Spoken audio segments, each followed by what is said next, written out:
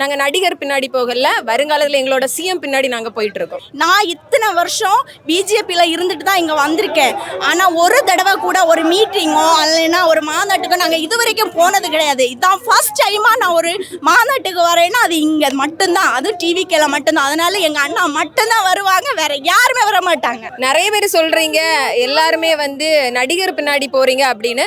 Actually வந்து நான் வந்து நடிகர் பின்னாடி போகலை, ஒரு ஆட்சி மாற்றம் வரணும். என்னைக்கு அவர் வந்து ஒரு இன்னொரு கட்சியை எதிர்த்துட்டு நாம் வந்து கட்சி தொடங்கணும், கட்சி ஆரம்பித்தாரோ அன்னைக்கே வந்து நான் அவரை ரசிக்க ஆரம்பித்தேன். அவரை நடிகை நான் ரசிக்க ஆரம்பிக்கலை. அவர் என்னைக்கு நான் வந்து கட்சி தொடங்குறேன் அப்படின்னு சொன்னாரோ அன்னையிலேருந்து அவரோட ஒவ்வொரு மூமெண்ட்டையும் நாங்கள் வந்து ரசிக்க ஆரம்பிச்சிருக்கோம். அதுக்கப்புறம் தான் அவரோட பிக் ஃபேனாக இருக்கிறோம். அதனால் எல்லாருமே நீங்கள் பின்னாடி சொல்கிறீங்க நடிகர் பின்னாடி போகிறீங்க, நாங்கள் நடிகர் பின்னாடி போகல, வருங்காலத்தில் எங்களோட சிஎம் பின்னாடி நாங்கள் போயிட்டுருக்கோம். எல்லாருமே எல்லா கட்சிக்குமே தலைவர்னு தான் சொல்லுவாங்க. நாங்கள் மட்டும்தான் அண்ணா அண்ணான்னு சொல்கிறோன்னா